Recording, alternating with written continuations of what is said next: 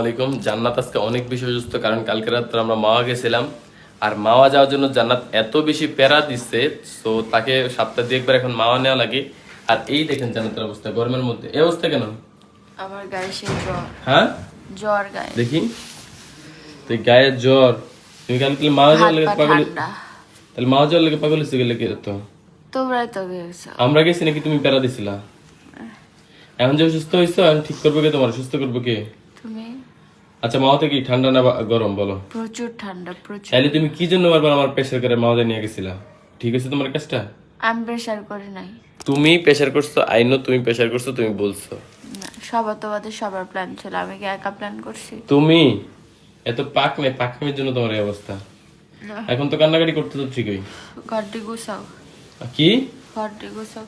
শোনো, স্বামীর কথা না শুনলে যেরকম হয়, এটা তুমি বাস্তব প্রমাণ। বুঝতে পারছো তুমি?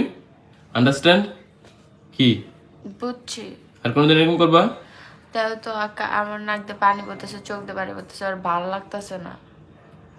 এখন তোমার নাক দিয়ে চোখ দিয়ে পানি পড়বে স্বাভাবিক, কারণ তুমি কালকে রাতে বাতাসের মধ্যে গেছো। আমি বারবার না করছি যে জান এখন আমরা যাব না, না তুমি যাবাই যাবাই যাবাই তোমার। হেই গাইস, সুন্দর একটি ক্যাম্পেইন চলছে। আপনিও যদি ফ্রিতে আইফোন গিভঅ্যাওয়ে পেতে চান, তাহলে আমার বায়োতে থাকা লিংকে গিয়ে নাম এবং নাম্বার দিয়ে রেজিস্ট্রেশন করে ফেলুন। ভাগ্যে থাকলে আপনিও আইফোন 16 প্রো ম্যাক্স পেয়ে যেতে পারেন।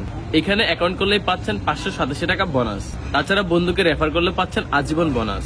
এখানে গেম খেলেও ইনকাম করার সুযোগ রয়েছে। এখন যাওয়াই লাগবে, না গেলে তোমার পেটের ভাত হজম হবে না। এখন ভালো হয়েছে, এবার ঠান্ডার মধ্যে বসে থাকো। ভালো লাগতেছে না। আসলে খারাপ লাগতেছে?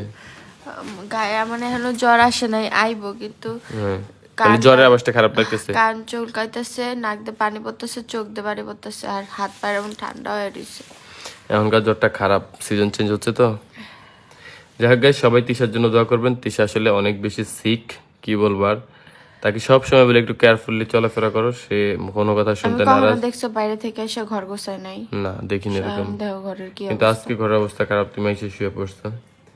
যাই হোক, সবাই তিশার জন্য বেশি বেশি দোয়া করবেন, যাতে তিশা খুব তাড়াতাড়ি সুস্থ হয়ে যায়। সবাই ভালো থাকবেন, আল্লাহ হাফেজ। কিছু বলবো তুমি? আমি কি করবো, আমার লাগে ওষুধ আনো। আচ্ছা, ওষুধ আনতেছি, তুমি একটু রেস্ট করো। মাথা পানি দিবা? না, ঠান্ডা লাগে। আচ্ছা ঠিক আছে, তাহলে রেস্ট করে আমি ওষুধ নিয়ে আসি। হ্যাঁ।